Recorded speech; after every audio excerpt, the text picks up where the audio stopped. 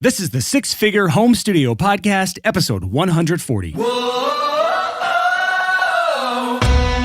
listening to the Six Figure Home Studio Podcast, the number one resource for running a profitable home recording studio.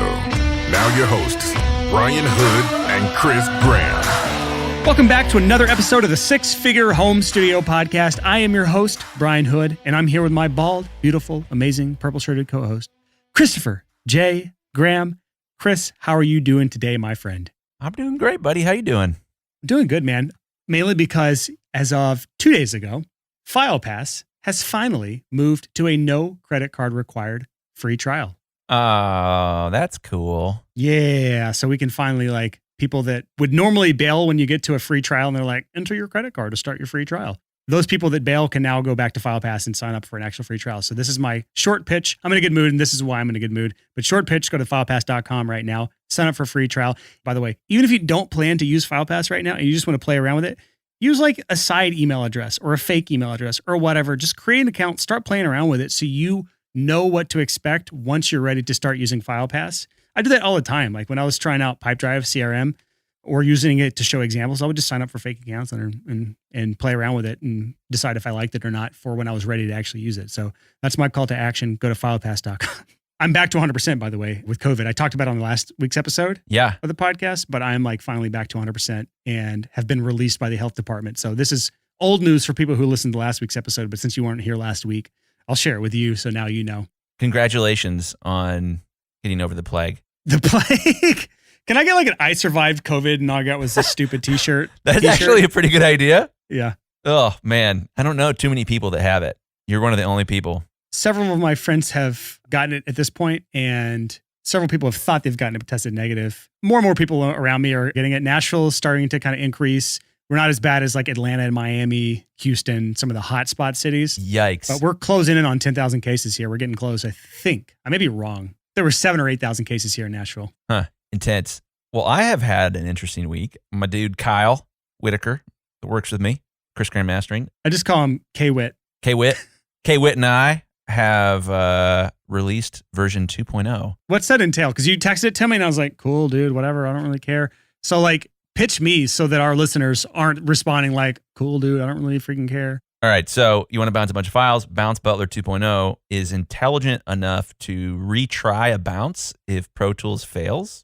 I thought it already did that. It did it, but now it does multiple times, and it's way, way more consistent. As you know, as a Pro Tools user, there are many different ways that Pro Tools can bite the dust. Yeah, and that can vary by version as well. Yeah, absolutely. So it's way better at that. You can drag and drop files into Bounce Butler, and it's got like a list window now. And let's say you're like, I'm going to bounce a bunch of these files, and I'm really nervous that they're not finishing, and I need to go to dinner. And I'll just text Bounce Butler and say, hey, Bounce Butler, progress report. And Bounce Butler will be like, I've just bounced session 17 of 42. So for those people that are control freaks and have to know every single thing, I'm the kind of guy, I'm like, I don't want to know. Just text me when you're done, you idiot. And that's the way I talk to automated intelligence things. Ooh, that would be AI stands for automated intelligence.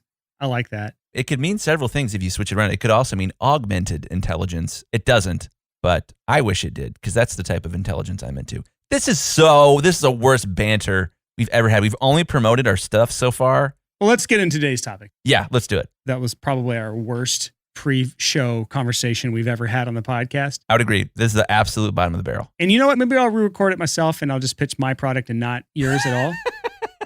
Because I do the final edits and you never listen, so I could get away with that if I wanted to. This is true. We'll strive for better banter in the future, folks. Yeah. Today's episode is going to be about a topic that we've somehow, again, skipped for 140 episodes. I feel like there's always a topic that we've avoided for way too long. And this topic is cash flow. So before we get into this, what is cash flow, Chris? Just so people understand what cash flow is. It's something that people have heard that term, but they may not understand it. I hesitate to ask you because you take 30 minutes to answer or something that could take one sentence to do, but I'm going to let you attempt it. Go for it. Okay.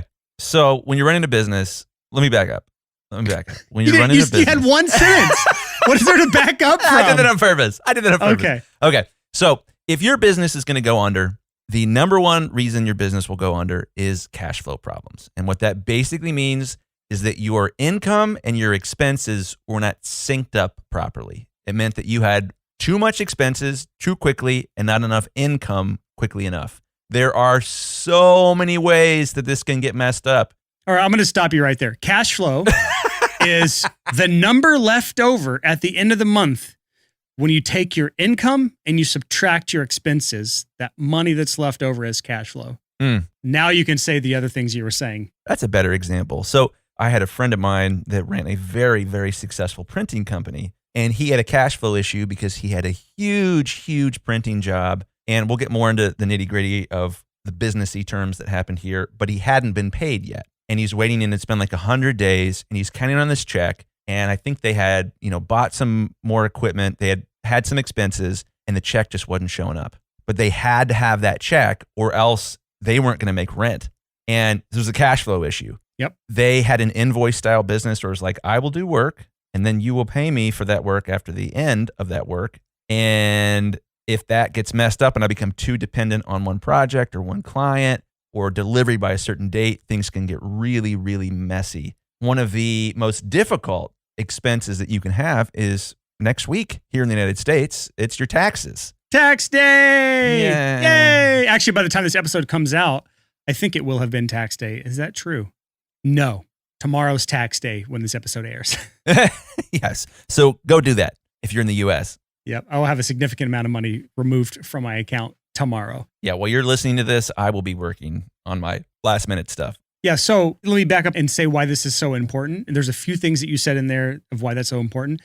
Cash flow is this interesting thing because you can be wealthy and you can have a wildly successful business and be cash poor. If you've ever heard the term cash poor, that's just somebody who's having cash flow issues. Someone might have a lot of wealth. I mean, they have real estate or they have business assets. They've invested into infrastructure. They have a team, staff, all these things, and things that we don't really have to ever worry about as a recording studio because typically we have at most an assistant or somebody like one other person working in the studio. Maybe a few of our listeners has like larger operations, but generally we don't have a lot of these things.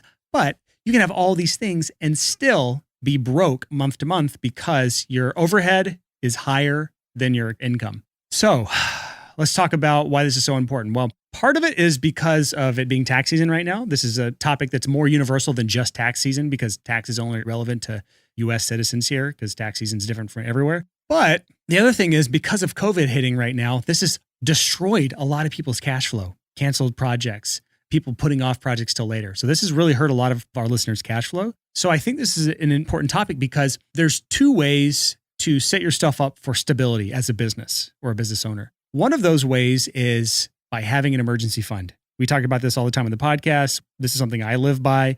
I have plenty of money in the bank for times that get tough because I want to be set up that when an unexpected, unprecedented event happens in my business or in the world at large, something I have no control over, I still have money to live off of no matter what. Most people didn't do that. And we can't just say, oh, have an emergency fund now that you need it. It's not something that's going to materialize out of thin air, something you should have done 6 months, 12 months ago.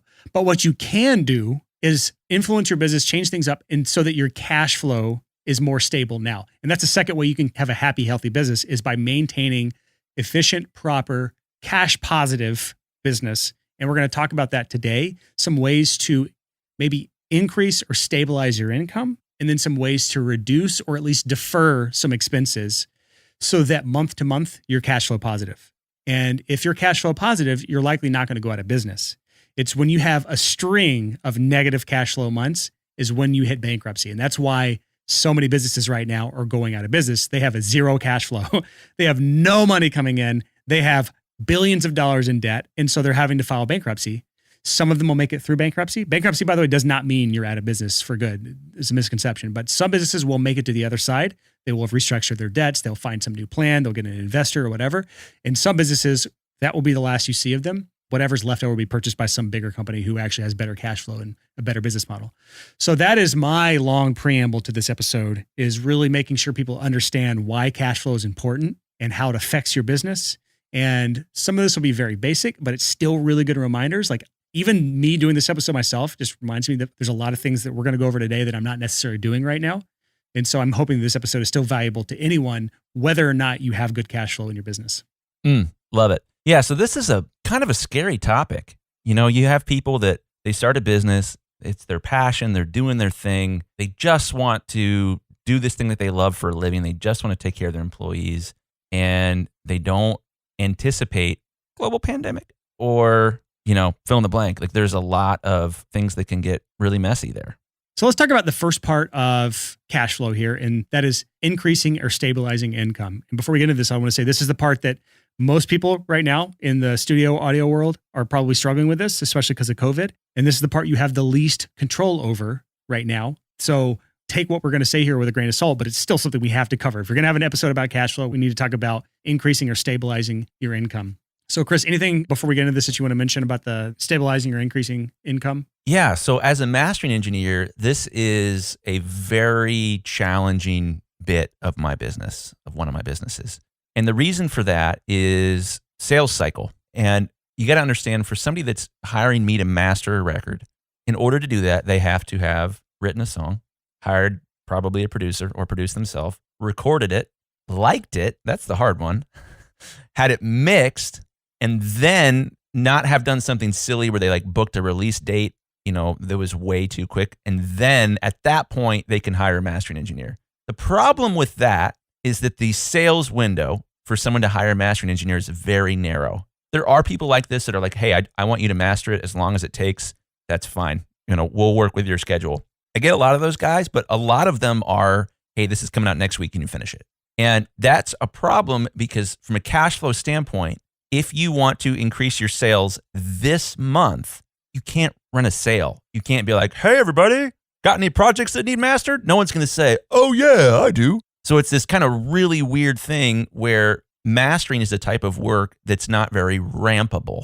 You have to be consistently top of mind for a long period of time to build up a huge stable of clients. It's very difficult to quickly grow a mastering company because of all of the hurdles that people have to jump over. Yeah, so you use the term rampable, which I don't love, but I think an easier way to understand this is you have a very small window that you can get a client. In the grand scheme of all the things that they have to do to hire you, you're a very small window of opportunity there to capture them as a customer.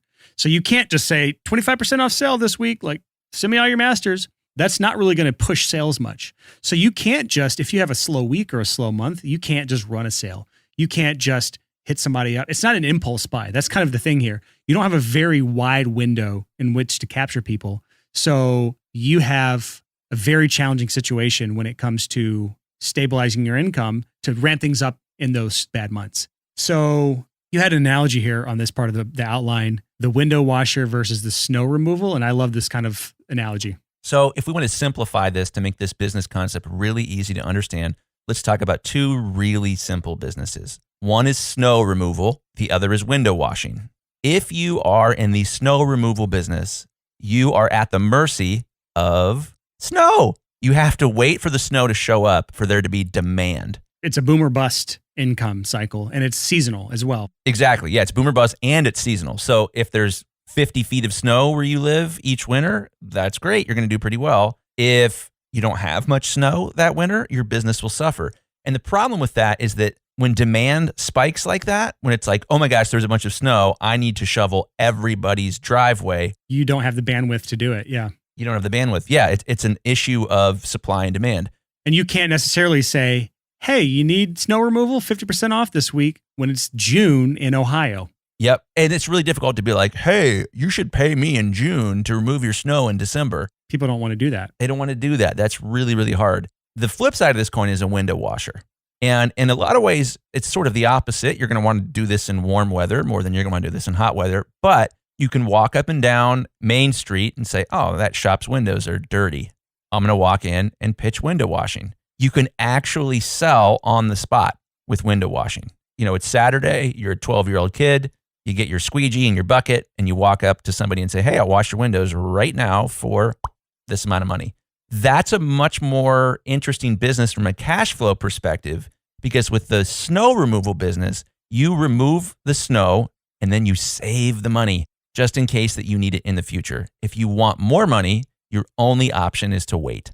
I think the way that really ties into our careers in audio is if you struggle with cash flow, specifically on the income side, you have an unstable income where it's boom or bust months, where you have high months and you have low months. It might be a situation where you need to reassess the type of client you are targeting. You can offer the same service sometimes. It may not be mastering engineer. I don't know many situations where a mastering engineer is going to be able to widen the window. Actually, there is. As a mastering engineer, instead of going to the customer or the artist who has the tiny window, you change the type of customer you're going after. You go after the audio engineers who are tracking, recording, and mixing, and they're the ones who have clients year round to send you. So that's one example of shifting to a different type of customer that is going to offer a more stable year-round income because they are the one that have access to infinite snow, essentially, or finite snow, but you get what I'm saying. It's a whole weird thing. You have to look at it more creatively. When my business first started out, one of the types of customers that was a blast to have that was pretty normal was like, hey, it's next year. They finished another record, so I mastered it. Hey, it's another year later. They finished another record, so I mastered it. I didn't have any control over when they finished. I didn't have any control over when they wanted to release. I just knew, if you had enough customers, they're going to come back to you year after year after year, business starts to get pretty good. This obviously changes when we've talked about this before. If it's somebody who releases a single every month, your cash flow will look a lot different. One of the problems that I had early on in my business is I would find that the second half of December would be very slow. First half of January would be very slow. February would be okay. March would be dope. April would be dope. May would be dope. June would be slow. July would pick up. August would be slow. September would be slow. And it was this weird thing where, if there were a lot of holidays in a given month, what would end up happening is people would be like, oh, well, Christmas and New Year's and stuff like that, I'll wait. And then there'd be this big rush at the end of January where people were catching up. And so there's all these sort of weird seasonal aspects to this where you don't have any control when you can't run a sale. If I am selling popsicles on a hot day or ice cream, an ice cream truck is the perfect example. Oh my gosh, I can't believe I didn't think of this earlier. An ice cream truck creates demand. Oh, it's a hot day. I'm going to drive through this neighborhood that's full of kids. Yeah, no one out there is thinking, I want ice cream at this moment. Nobody. The second it drives up, all of a sudden there's demand. Yeah, you hear that song. What is it? Doesn't matter. Favorites hang low, do they wobble to and fro? Do you thumb in a knot? Can you time in a bow? Can you throw them over your shoulder like a continental soldier? Do your ears hang low? You guys are welcome. That was a special treat. I hate you so much right now. Can you get to the point? What is your point here? The point is crazy old dude with a giant mustache and the nasty van with a giant ice cream cone on the top starts driving around and all the kids are like, here, take my money. I'll pay you 5 times what that's worth. Even though my mom's got the exact same thing in the freezer. They generate demand. They know, hey, if I just show up, I'm going to be able to sell stuff on the spot. So an ice cream man, especially one in Florida. Well, bring this back to audio. What's the point in audio that you're making? Great encouragement to bring it back to audio. My point in audio is that if your business does not allow you to create demand on the spot, cash flow is hard. So my question is, what audio thing creates demand on the spot? Great question. Well, obviously, I think mastering is probably the worst as that goes. I would guess that songwriting services would be up there, production services. Actually, if you go back to episode 136, we talked about how you can make marketing 10 times easier by using the Motown model. I think that's probably the best example of creating a service that creates demand. People have a passion for something. They don't know it, that there's a capability of someone taking their passion and raw talent and shaping that into a fully produced track. That's probably a better idea of creating demand from scratch. And that's also the closest thing we have to this sort of like rampable client. Like you just show up to someone that has dirty windows and you clean their windows. It's that kind of business. Well, we talked about Rebecca Black and the song Friday. Should I sing that one too? Friday, Friday, gotta get... That ruined that poor girl's life. You know how old she is now? She's probably pretty old. 23.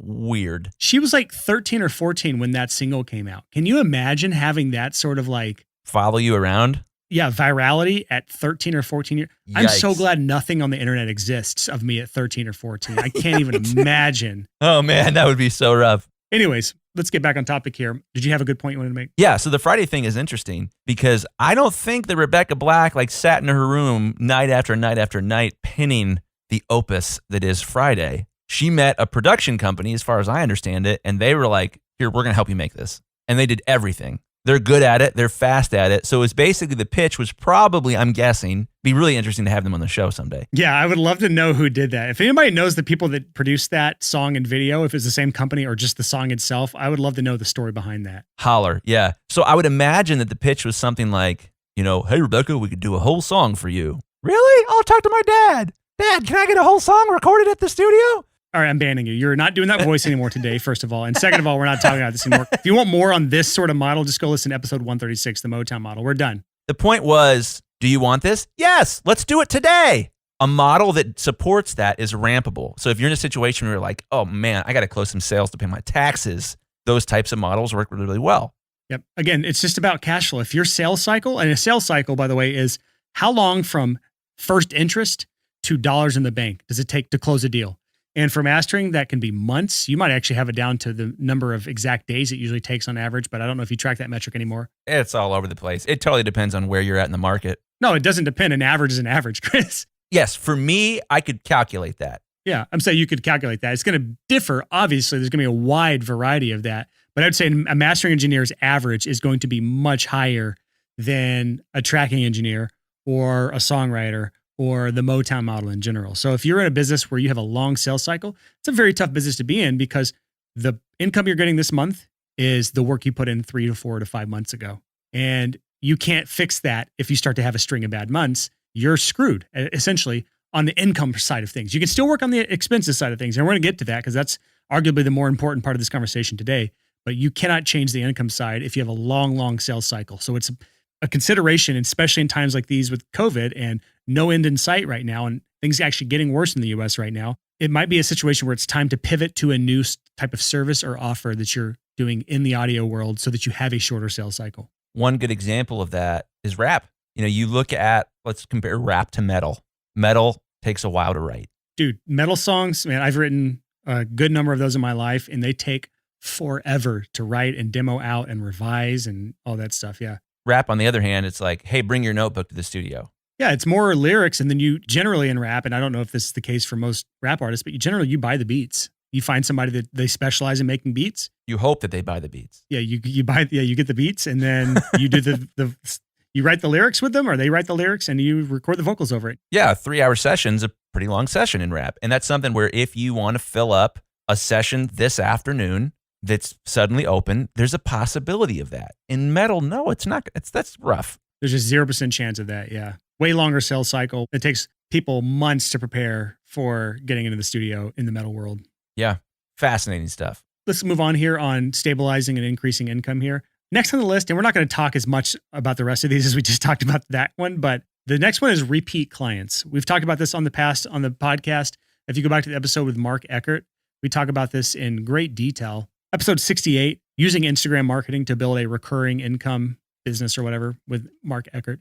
Anyways, this is like a no-brainer. If you have guaranteed income, it's from the title of the book, The Automatic Customer. That's exactly what this is. Automatically, every single month, you have a customer or a string of customers that are guaranteed to come back to you every month. I can't think of a more stable income than recurring income. I wonder if that had anything to do with why both of us have built subscription software businesses. Yeah, that's part of it. It's not the same sort of thing. Like with the studio or with Six Figure Home Studio, like I have to go out and find clients every single month on both of those businesses if I want to make money. With FilePass, like we could stop doing everything in the world right now and we would still have customers every single month that are paying a subscription. In the audio world, this is a little more difficult, but I think Mark does a really good job of talking through that, of how that works and how that looks. And I have a few other coaching students that do this as well. One of them is doing side gig stuff with her clients on a recurring basis. And this one, just for example, is vocal coaching. She is a producer and does a lot of vocal centric music, but on the side, she's doing recurring work as a vocal coach for these people.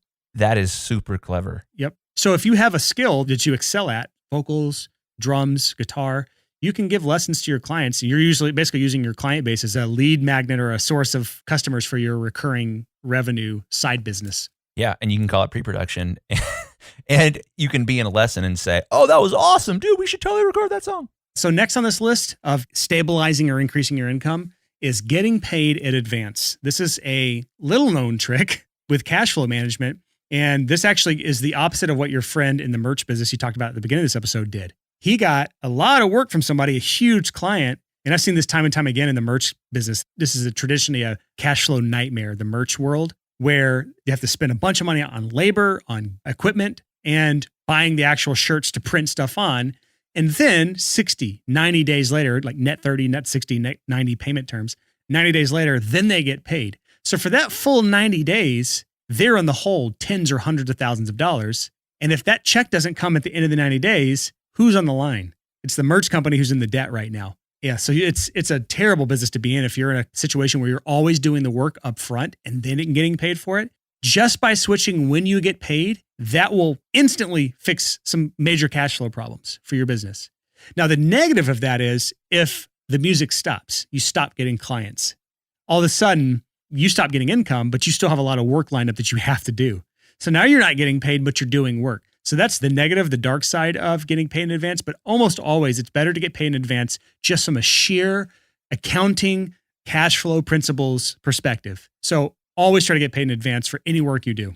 I've coached a lot of mix engineers that have had that problem. They build up a huge stockpile of songs, 50 or whatever it happens to be, that they have to finish in order to get paid. And if you don't do that quick enough and you don't organize that well, it can create cash flow problems. Yep. So again, if you're paid on the first of the month every month, you can pay for that month's bills with stuff you haven't even worked on yet. And then when it gets to the end of the month, you're getting paid for the next month. So you're always a month ahead on things instead of always a month behind on things. That's the difference on getting paid in advance. Anything else on the income side of things that you think we should cover here, Chris? I think we pretty much covered it. I mean, there's always more to be said about like increasing or stabilizing income, but like we cannot give justice to all of these topics fully, but it's just worth mentioning, especially the parts that stabilize your income from month to month. This is crucial when it comes to having stable cash flow, because without stable incomes, you will not have stable cash flow. I think this is one of the biggest business issues that I see in our industry is that people are not in control of their cash flow. And a lot of that has to do with the types of services they offer or the ways that they bill for them. And to build a business that's bomb-proof, you have to be in control of your cash flow. Agreed. So next on the list is reducing or deferring expenses. Like I said before, cash flow is, in a nutshell, in any given time period, income minus expenses, what is left over is cash flow. And one of those big parts of cash flow is reducing expenses, especially in times where coronavirus has decimated a lot of recording studios. And so we're going to go through some areas that we think people should look to when it comes to reducing or just deferring. And when I say deferring, it just means putting off expenses until your cash flow situation improves. Because I still wholeheartedly believe that the demand for audio has not been eliminated. I just think it's been deferred, meaning people are still writing music. They still have songs to record. They still want to do this. They just can't physically do it in certain areas of the world right now, especially the US. So they're putting it off. Or they're in a financial hardship right now, so they're just putting it off. So when people come back around where the cases go away or there's a vaccine or something changes where they're ready to come back in the studio and their finances are in a place where they can afford this, all this work you've been missing out on for these past months, I think is going to come back to a lot of people. If not all of it, then a good chunk of it. So I believe that if you have to defer your own expenses, it's better than some of the alternatives that are out there, which is shutting down or getting rid of crucial parts of your business that you have to have. So let's talk about reducing and deferring expenses now. And the first part that I have here is simply looking at your subscriptions that you're paying, which we live on a subscription world now, like a subscription economy. I've looked at like both my businesses, Six Figure Studio and FilePass. We have over $2,000 a month in each of those businesses in recurring expenses for software alone. So it can get very expensive. So one thing I tell people to look at is you obviously want to cancel any of those that are not crucial to your business. If you're in a time of struggle right now, if you're having cash flow issues, cancel those subscriptions that you're no longer making use of. All those nice to have things or like aspirational things you signed up for that you were waiting for to use one day, get rid of them. They're not helping your cash flow. But second of all, most of those have an annual or a monthly option. There's pros and cons for each of those too. And one is not necessarily better than the other. It depends on where you are in a cash flow perspective. Monthly is almost always more expensive to pay for a software product than the annual plans. For a year of FilePass, it's like $468 on our Pro plan, which is about $39 a month. But for a month of FilePass, it's $49 if you don't pay an annual plan. So there's a pretty big difference there on your expenses. So you can save, basically get 2 free months of FilePass if you sign on the yearly. But if you're struggling on a month-to-month basis, you're actually better off just paying the month-to-month because you can't afford that $400 and something this month.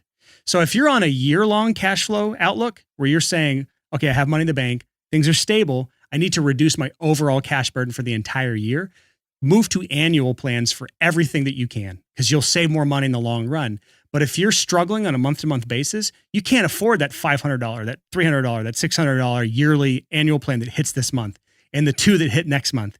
And it really hurts you on a month-to-month basis because you forget when those subscriptions come up.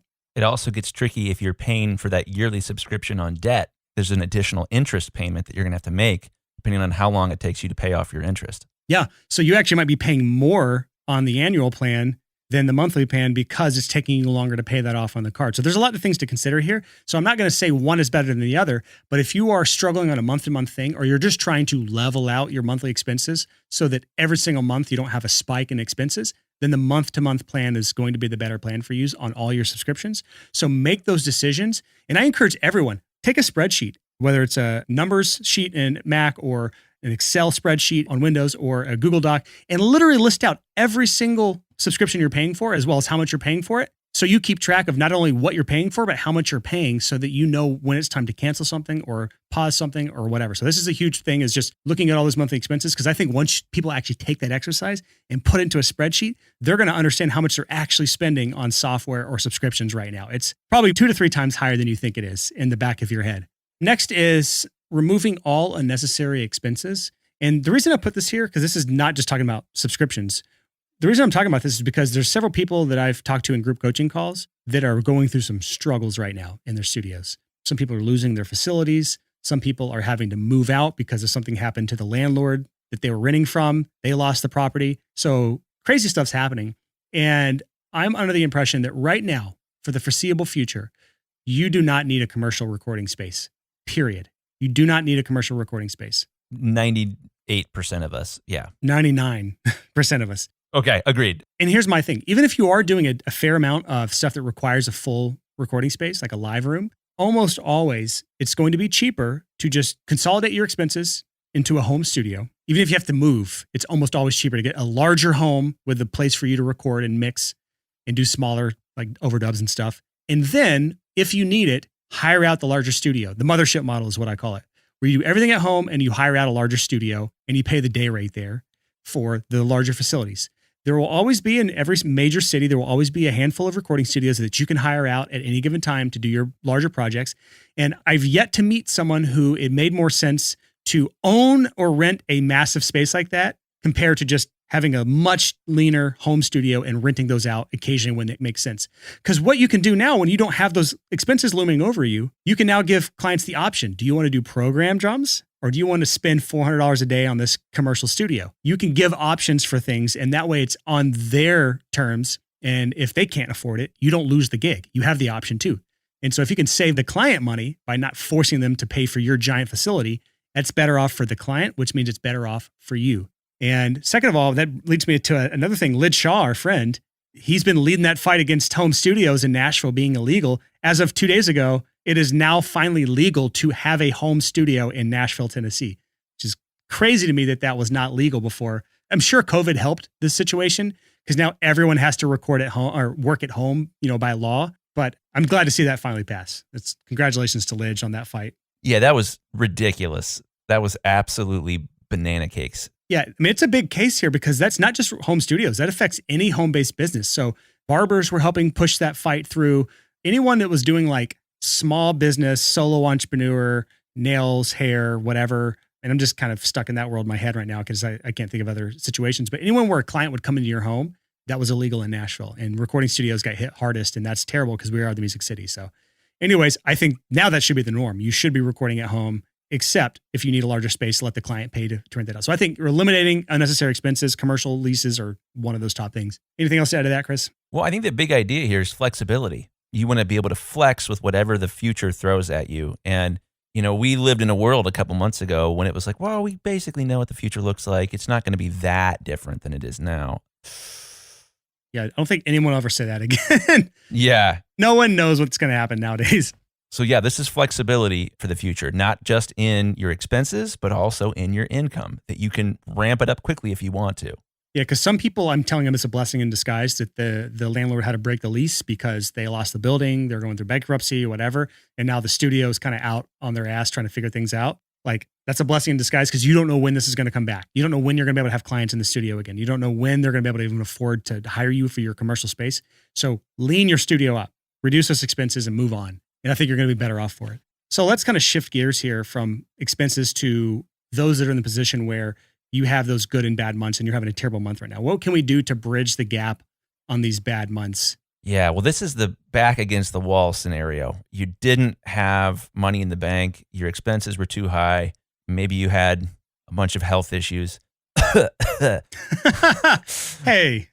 Yeah, and you're trying to figure out what to do. I think there's a lot of options here. There's a lot of ways for this to go wrong. So let's talk about, some of your options there, some ways that you can deal with crisis. Yeah, so we don't advocate this, but like we're also in times where like this is unprecedented. So this is a time to start looking at what I consider good debt, where debt might be the only solution for getting you through these tough times. And I say this is an option because of the fact that a lot of demand has been deferred, meaning that although you may have to go into debt right now, you can use those clients that have been saving all the music they've been writing and all the work they've been putting off. When they finally do come around to paying you, you can pay these debts off first and foremost. But a good debt to me is not a credit card. It is not some high interest payday loan bullshit where you're paying so much in interest you'll never pay it off. Good debt is something like an SBA, so a small business association loan, or a zero interest loan of some sort, something that is definitely under 10%, but preferably in the 5 to 6% range on interest rate. Would you agree, Chris? Yes, I would. Good debt is something to look to here to bridge that gap. This is not something to use to buy gear that you've always wanted. That's irresponsible. But if we're saying to pay rent, to pay bills, to not have to go into bankruptcy, to not lose my home, this is where good debt could be the solution, or a line of credit or something that can keep your business afloat for now until things change. Next is selling gear. Yeah, there's the sad trombone, but also the right move. If you're sitting on tens or hundreds of thousands of dollars of gear that you're not using right now because your studio is not getting clients and you can't make payroll if you have a payroll, or you can't make rent if you have rent, or you can't pay your mortgage if you have a mortgage, and you're sitting on that much money in gear, get fucking rid of it. No, get rid of it. You should never hold on to gear if it means losing something that's actually important to you. If it's adding unnecessary stress to your family, to your marriage, because you refuse to sell the gear to make ends meet. If you have to go into debt, even good debt, instead of selling unutilized gear, especially for gear that can be repurchased after all the shit passes for the same price or less. Totally. I think what makes this challenging for many people, myself included, is that when you sell a piece of gear, it feels like you're losing a piece of your identity. It feels like you're losing validation for who you are professionally. Yep. And while I can acknowledge that feeling, you got to get the fuck over it. Yeah, you do. That's my like super Enneagram 8, tell it how it is advice, but you've just got to get over it, because the alternative is going into debt when you shouldn't. Because again, the debt thing is a last resort. The alternative is putting your family through financial stress that you shouldn't have to put them through because you're unwilling to, quote, give a piece of yourself up that you can get back. I'm not talking about selling one-of-a-kind gear here. I'm not necessarily. If that's the only thing you can do, then maybe so. But I'm saying if you are the person that you have 1176s and you have, I could get down the gear list. You have a U87. I'm just getting gear sluts and gear slut alerts. You have expensive interfaces and digital audio converter, things that for a recording studio are relevant, but if you're just doing mixing now because everything's remote, or you're just doing remote sessions and none of this gear matters anymore, get rid of it. So that's all I have to say about that, Chris. You have anything else you want to add there? Or are you sad because I was mean to you? No, I'm empathetic for the people who are struggling with their I am my gear. You're not. You're not your gear. I hope you're not your gear. Yeah. I think that's a challenging thing, because you look at that gear and say, yeah, I'm an audio engineer. Look, I got this thing. Yeah, I'm a mix engineer. Look, I got this thing. The problem we have in our industry is that our skill set and what makes us valuable is very subjective. And as a result, the gear, which is totally objective, makes it easy to be like, see, I got this thing. See, that's proof, physical proof. And man, does that get complicated. So this is stuff, if you're having cash flow problems, even if you're not having cash flow problems, to have loose hands with your gear and to really focus on yourself and your skill set, I think is a much healthier long-term plan. Yep, I agree. So we have one more area here, and as far as bridging the income gap on bad months, and that is investing your spare time instead of wasting it. I know a lot of people, if things get tough, they curl up into a ball, they numb themselves to... By editing drums? No, by streaming Netflix all day, or playing video games all day, or doing something that's non-productive. Or going on gearsluts.com. Yes. And so if you have a lot of spare time, meaning you don't have a lot of studio stuff going on, and this is your supposed full-time gig as a studio owner, or a mixing engineer or whatever. Swallow your pride and invest your time into something else instead of squandering it. If you have spare time right now, get a day job or one of those sharing economy jobs like grocery delivery or food delivery. Start that side income business that you've had in the back of your mind since listening to this podcast. Chris and I are very entrepreneurial. We are like serial entrepreneurs where we can't stop launching new businesses and monetizing new things. It takes time to do that. But if you have spare time, invest it into one of those other ventures, something that excites you and energizes you instead of sitting around and feeling sorry for yourself.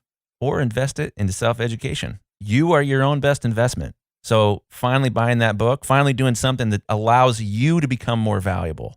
I think this is the best time ever for that.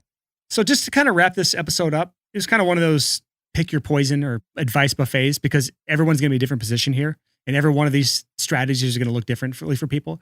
But at the end of the day, we are hoping that everyone can set things up to where they are always having more money left over at the end of the month than they have expenses.